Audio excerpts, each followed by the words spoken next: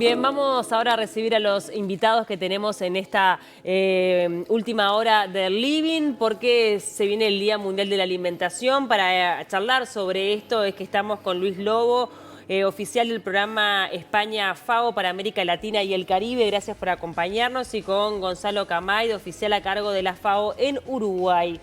Bueno, un gusto recibirlos. Buenas tardes, muchas gracias Paula Alejo por recibirnos en el programa. Bueno, en este día está la mirada puesta en el agua, ¿verdad? Sí, la FAO celebra todos los 16 de octubre. En Uruguay lo hicimos el 17, hicimos una actividad con la presencia de ambos ministros de Ambiente y Ganadería, donde la mirada fue puesta justamente a nivel de todos los países del planeta en el agua, con el lema "el agua es vida, el agua nutre, no dejar a nadie atrás". Un buen momento, ¿no?, para hablar sobre la importancia del agua, sobre todo teniendo en cuenta lo que fueron los antecedentes más cercanos en nuestro país con respecto a la sequía, el impacto que tuvo en los diferentes acuíferos no, pero en los lugares donde se requería el agua, se tomaba el agua para dar el servicio de agua potable en nuestro país, que estuvo muy complicado por varios meses. ¿Cuál es el análisis que queda una vez que concluyó este evento sobre ese tema en particular? ¿Qué dejó la sequía y esta cuestión con el agua en nuestro país? Sí. Creo que la lección más importante es que tenemos que prestarle cada vez más atención. El Uruguay estaba acostumbrado a no problematizar el tema del agua. El agua era algo que salía de la canilla y se podía beber sin complicaciones. Tuvimos dos aproximaciones diferentes. Por un lado, la emergencia agropecuaria, que sigue estando en pie, declarada hasta diciembre, y sigue habiendo pequeños productores y algunas áreas del país que aún con las lluvias que han habido tienen todavía dificultades de manejo de área. De hecho, se presume que la zafra de arroz va a ser de menor área porque no hay agua suficiente en los reservorios que se usan para regarlo. Lo otro fue la situación del área metropolitana, sí, con Paso Severino y el agua disponible para potabilizar. Ambos nos llaman la atención en el sentido de tenemos que mirar con cuidado el agua y ver cómo la gestionamos de manera responsable y sostenible. Claro. Y pensar que somos privilegiados como país porque tenemos abundancia de ese recurso. Luis nos puede contar mucho acerca de las situaciones que se dan en la región. Claro.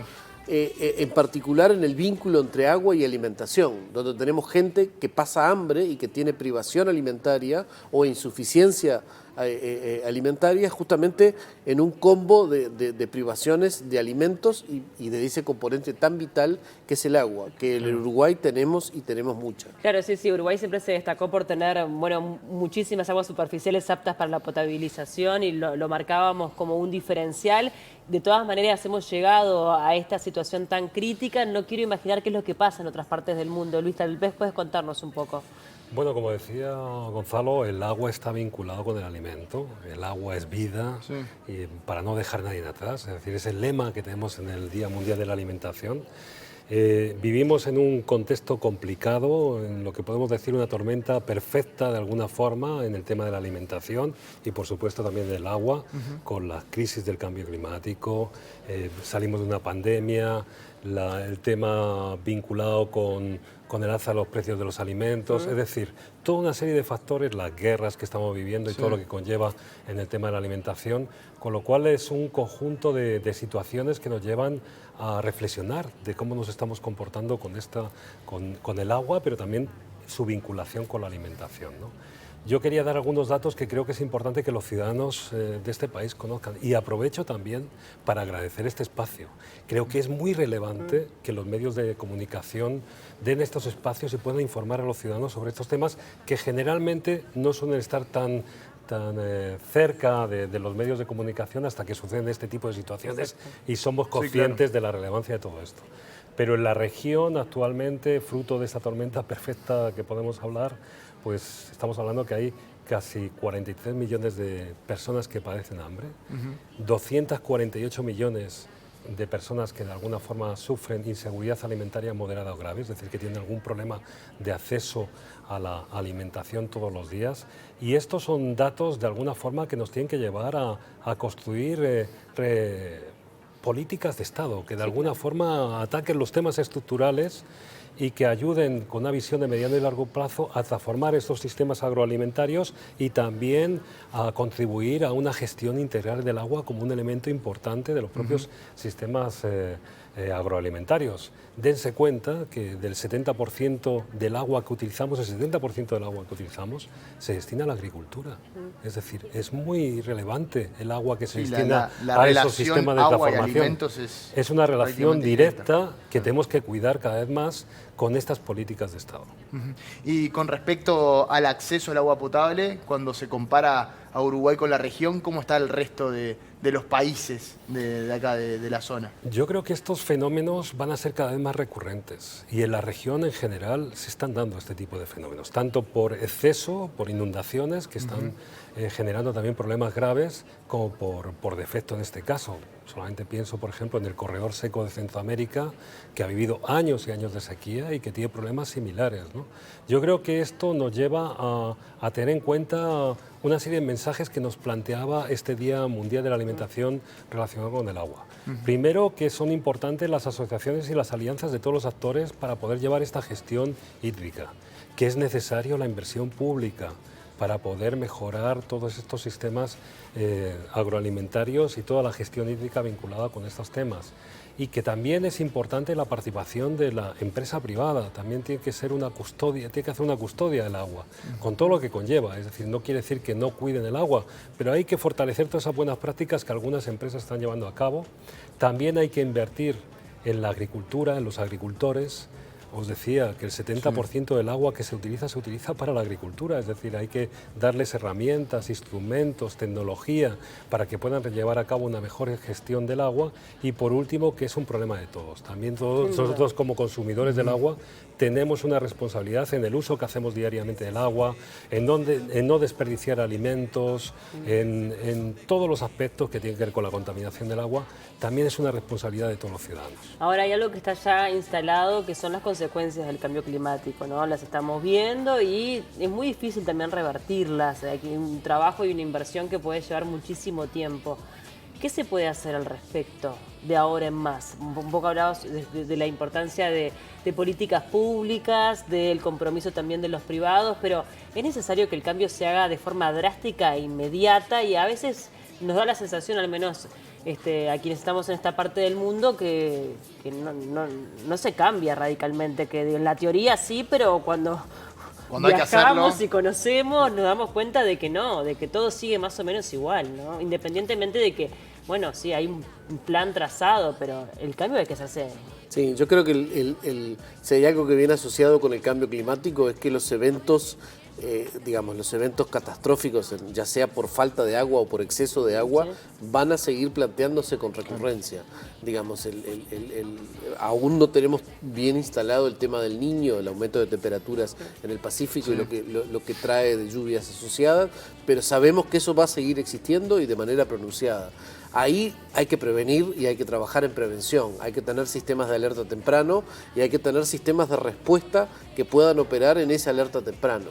Porque, digamos, no podemos frenar una inundación en el sentido de que si va a llover 500 milímetros seguidos, van a llover 500 milímetros seguidos. Sí, el cambio climático incluso lo que está haciendo es modificar estos fenómenos. Tanto la niña como el niño se extienden más de lo que antes se extendían, es decir, hay cambios en todos sentidos. Por tanto, la preparación parece ser la clave a esta situación. Clave, digamos, los uruguayos y uruguayas aprendimos desde la escuela que tenemos un régimen de lluvia distribuido a lo largo del año, que en promedio llueve 1.200, 1.400 milímetros. Bueno, el promedio no existe, no hay 100 milímetros, 110 milímetros por mes. Exacto. Van a llover 200 o 300, después va a haber falta de agua y después, bueno, frente a ese tipo de incertidumbre hay que tener respuestas preparadas.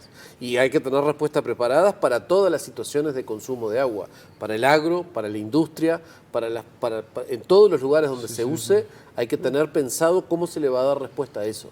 Eso es parte de los desafíos que tiene la política pública en el largo plazo. Sí. Te iba a preguntar justamente eso, porque cuando se habla de cada uno de los agricultores son cuestiones privadas, pero ¿cómo está Uruguay hoy a nivel país en cuanto a infraestructura para poder sostener? Se han hablado y se ha problematizado, sobre todo discutido, debatido con respecto a lo que es el proyecto Neptuno. Hay otros proyectos de generar infraestructura en ese sentido, pero ¿cómo está Uruguay hoy parado ante la problemática que se viene y que ya está presente?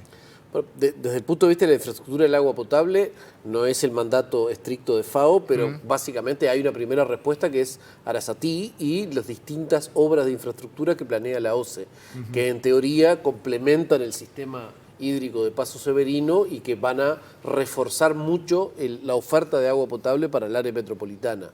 En el caso agrícola, en el caso del agua para la agricultura, tenemos muchas más posibilidades de regar más y mejor que las que actualmente estamos regando. O sea, si Uruguay va a producir más alimentos y a exportar más alimentos para el mundo, vamos a tener que hacer un uso más inteligente del agua que tenemos. Algunos académicos decían igual que pese a esta inversión con respecto al proyecto Neptuno o Arasatí, como sea el nombre, o como se le quiera decir, no es suficiente para garantizar el abastecimiento del agua potable ante una situación adversa como la que hemos vivido.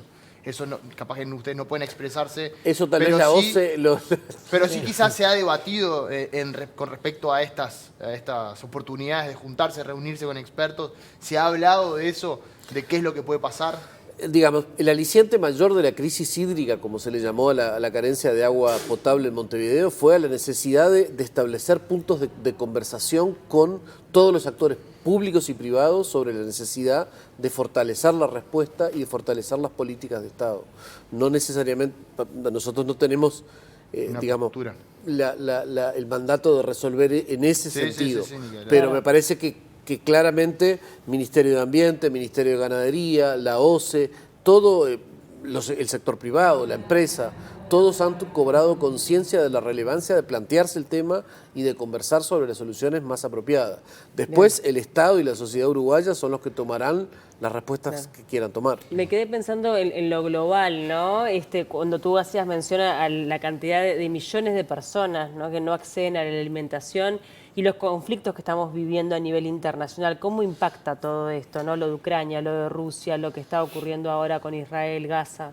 Bueno, hemos tenido diferentes tipos de impacto que todos hemos visto en el bolsillo, ¿no? Cuando hemos ido a comprar los alimentos, la inflación de los alimentos, que en general suele ser mayor últimamente que la propia inflación general.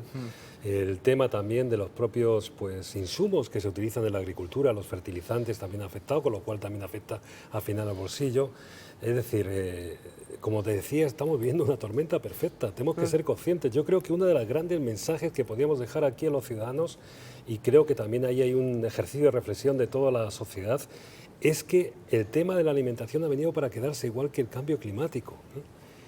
No solamente por el problema que tiene o la relación que tiene con el hambre o la malnutrición, sino también con la estabilidad social. La gente que no se alimenta bien también genera una inestabilidad dentro de las sociedades. Sí, claro. Y también sobre el propio cambio climático. Ya ven cómo la producción, un elemento natural como el agua, que creíamos que era infinito tiene tantas repercusiones en la agricultura, o la agricultura tiene tantas repercusiones en el tema del agua. Reitero, yo creo que aquí lo importante son estas políticas de Estado que superan las políticas de gobierno. Cuando atacamos unos temas vinculados con la sostenibilidad, estos temas estructurales, tenemos que pensar más allá del mediano y largo plazo. Ese es el horizonte temporal que tenemos que utilizar. Y para eso no solamente necesitamos las políticas de gobierno, que son importantes, sino que también hay que estar con toda la sociedad, y ahí, por ejemplo, los parlamentos son muy importantes. Nosotros hacemos un trabajo muy importante con los parlamentos. Aprovecho para decir que aquí en este país tenemos un trabajo muy interesante con una serie de parlamentarias y parlamentarios que están comprometidos con el derecho a la alimentación, con una comisión mixta que están intentando sacar legislación y políticas de Estado para que este país sea más sostenible y sus ciudadanos tengan más elementos para enfrentarse a todos estos retos, que son retos, como digo, complejos, estructurales, conectados. Y creo que eso también es un mensaje importante. La alimentación ha venido para quedarse, va a ser un tema permanente, aunque algunos no quieran ponerlo sobre la mesa, pero va a estar ahí. Y luego se necesitan políticas de Estado. La vinculación de los gobiernos, los ejecutivos con los parlamentos, la empresa, la sociedad, las universidades, también importante. Aquí se necesita mucha evidencia y nuevo conocimiento para poder entender todo este problema complejo que estamos viviendo, y las universidades también es importante. Nosotros también estamos apoyando a un grupo de universidades en toda América Latina que se llama Observatorio de Derecho a la Alimentación, que de alguna forma están haciendo investigación, y no solamente investigación, sino también dando la cara con la política, con los parlamentarios, con el Ejecutivo, para reflexionar sobre este tema, y creemos que es un valor también muy relevante. Es un reto complicado, pero es decir, también hay una necesidad de urgencia. Claro, no hay otro camino tampoco, en definitiva. Claro. ¿Tienen datos de qué pasa con la inseguridad alimentaria y bueno, con el hambre con respecto a los niños en la región? ¿Y qué es lo que pasa cuando se compara con otras regiones, como por ejemplo Europa? Bueno, mira, aquí O tenemos... la región norte de América. Es decir, aquí hay una serie de factores que son importantes a la hora de tener en cuenta en el ámbito de la inseguridad alimentaria a nivel regional. Primero, aunque se ha cambiado la tendencia, veníamos creciendo en los últimos años el tema de la inseguridad alimentaria, de todas formas las cifras son importantes y son mayores que las que teníamos antes de la pandemia, eso primero. Segundo, la inseguridad alimentaria tiene cara de niño, de niña, de pueblo indígena, y eso también hay que ser consciente, ¿no? También hay otra serie de datos importantes respecto al resto de las regiones. La brecha de género en el tema de inseguridad alimentaria es mayor en esta región. El costo del alimento saludable es mucho mayor en esta región que en otras regiones, y somos una región productora de alimentos. Exacto. Sí. Una Son paradoja cosas de no tremenda, creer. ¿no? Entonces, hay muchos elementos que de alguna forma, aunque en el número absoluto puede que a lo mejor tengamos unos números mejores que otras regiones como África o Asia, pero desde el punto de vista relativo, en temas de porcentajes, creo que hay una serie de temas críticos que tenemos que enfrentar. Nos quedaríamos charlando toda la tarde, la verdad que es un tema apasionante que además nos involucra a todos, pero tenemos que continuar con el programa. Les agradecemos por el tiempo y bueno, por el espacio, por haber acercado toda esta información a los televidentes del Living. Gracias por el tiempo. Gracias a Muchísimas ustedes gracias a y vosotros. muchos saludos a toda la audiencia.